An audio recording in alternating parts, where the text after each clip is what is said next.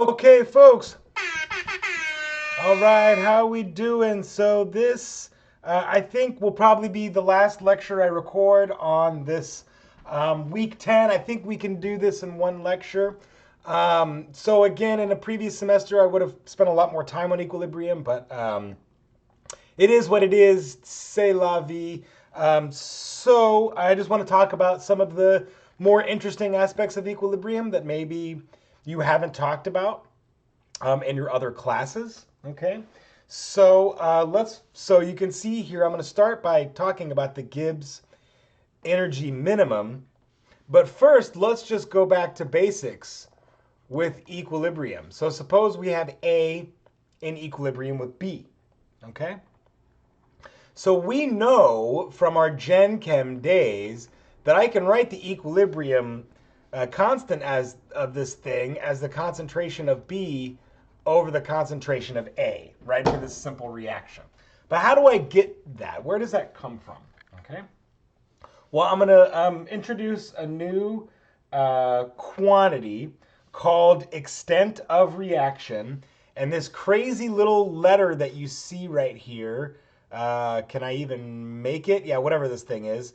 So this is the extent of reaction, and that is the Greek letter Z. I think I did a terrible job drawing Z. It's the hardest damn Greek letter to draw. So anyways, what is that thing? Well, if I look at this equilibrium and I look at the change in the number of moles of A, D in A, ha ha ha, this is equivalent to negative dz. I think that's how I do it, okay? And the negative because it's a reactant. So the reactant will decay. Its concentration will decrease over the extent of this reaction, over time, okay? So we can also therefore say later, I don't want any results, remind me tomorrow. I can also say then that D in B is going to be positive dz. And the reason why these are equal and opposite is because of the stoichiometry, because I can see A and B are 1 to 1. Okay. So now let's see here. If we establish then this situation, I can write delta G of the reaction, and I'm going to put standard Gibbs free energy of the reaction is then going to be equal to the partial of G by the partial of Z, all at constant P and T. And we don't hold the moles constant, right? Because that's that dz. The moles change. That's what makes it a chemical reaction. Okay. So now if I write out the total differential for G, dg is then of course mu A, the chemical potential, times D in A. So we established this in our chapter 5, times mu B times D in B.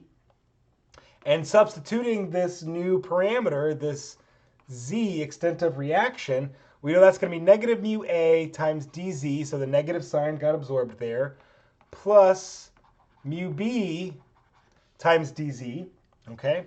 And now if I collect like terms here and do a little bit of algebra, then I get that this is mu B minus mu A times dz, okay? So then thus I can say that the partial of G by the partial of Z at constant P and T equals mu B minus mu A, okay? Right, because now I'm moving this dz over to the side, right? dg equals this, and if I divide that out, then I get that partial. And I'm going to now specifically define that as delta G of reaction. And of course, I put the standard here, noting that if I make these standard and these standard, so the 298.15 K value, then I'll have those standard values. Okay? So how does this lead to the Gibbs free energy minimum? Well, we arrive at a couple different situations here, 3 different situations. One in which mu A is greater than mu B. One in which mu A is less than mu B. And of course, one in which mu A equals mu B. So what does this all mean for equilibrium? Well, if we look at my equation right here, okay, in the case that the chemical potential of A is greater than the chemical potential of B, okay, that means that free energy of reaction will be less than 0, which you can actually see right here. So if now I plot free energy versus extent of reaction, and I'm in this situation where mu A is greater than mu B, look, the free energy is negative, and that means we spontaneously proceed down through the reaction, okay? We then get to a point now, as indicated by the graph, where there's 0 slope. And so you can see that corresponds to this case right here. And when the two chemical potentials are equal, we call that equilibrium, okay? So the delta G is 0, and we recognize that's a special case that we call equilibrium, okay? And that's when the two chemical potentials are equal. So in all intents and purposes, the reaction has stopped, right? The reaction is really done. And so we would have some equilibrium amount of B and A that would give us that equilibrium constant, okay? Right? Based on this extent of reaction, I know that I could then compute the amount of A and the amount of B, recognizing that I would have to know the initial amount of A and the initial amount of B if I had any.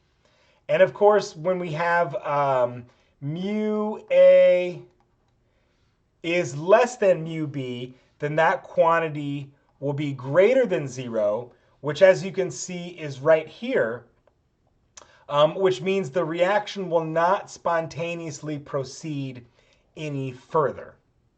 However, if we were to start the reaction with B, right? So remember your equilibrium and how it's very much related to reactions that can be reversible. So let's suppose I started with all B. Well, then if I'm starting with all B, we actually recognize that it would be spontaneous in this direction, in the reverse direction. And I would still end up at this equilibrium point, okay? So that is how the Gibbs energy is connected to equilibrium and the chemical potentials, okay? The Gibbs free energy minimum.